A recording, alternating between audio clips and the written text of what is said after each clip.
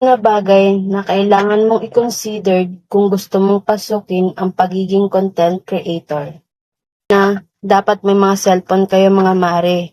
Aba, paano ba naman kayo magsisimula sa pagiging content creator at pagbablog kung wala kayong mga cellphone?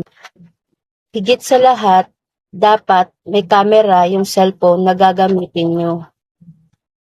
Maganda man o hindi, yung camera ng cellphone na gagamitin nyo, ang pinakahalaga ay ang content nyo. Ikalawa, dapat malakas ang loob nyo. Share ko lang mga mare, last year, nag-fail na ako sa pagiging content creator. Paano ba naman? Grabe yung effort mo sa pag-iisip at pag-i-edit ng content mo. After 2 to 3 hours, makikita mo yung in-upload mo. Wala pang 50 na tao yung nanonood. Kaya ako pinanghinaan ng loob. Ikatlo, dapat marunong ka makisama. At alam mo kung paano pakitunguhan ang mga audience mo.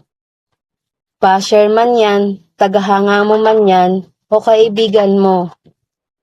Sila kasi yung magiging way mo para maging sikat na content creator balang araw. Sila yung magdadala at tutulong sa'yo. Ika-apat, be yourself. Maging totoo at transparent ka sa mga audience mo. Dapat yung mga ina-upload mo na video ay sa'yo. Higit sa lahat, wag na wag kang kukuha ng content na iba. Ikalima, dapat alamin mo kung ano ang niche mo. Bilang nagsisimula pa lang sa pagiging content creator, kailangan nating alamin kung ano ang naayon at nababagay na niche para sa atin. Ang mahalaga naman doon, masaya tayo sa kung ano ang ginagawa natin. Ika-anim, dapat alam mo yung reason at purpose kung bakit mo papasukin ang pagiging content creator.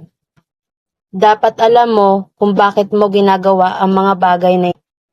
Para ba yan sa sarili mo, sa pamilya mo, o sa anak mo. Talaga, alam mo kung bakit ginagawa mo ang mga bagay na yan. May pagkukuhanan ka ng rason para magpatuloy at pagbutihan ang ginagawa mo.